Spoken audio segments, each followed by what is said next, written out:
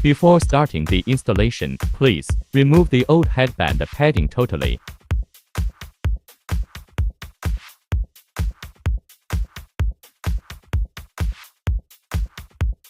Extend the headband to their maximum position.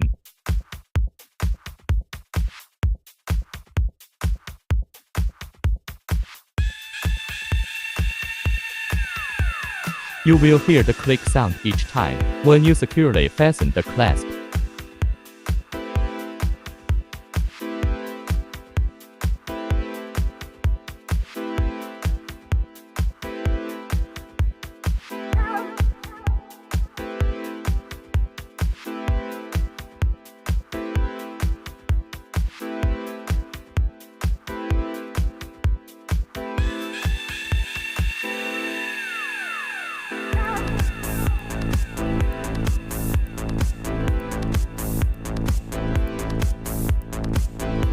Push the earpad underneath each one of the flange mounting teeth.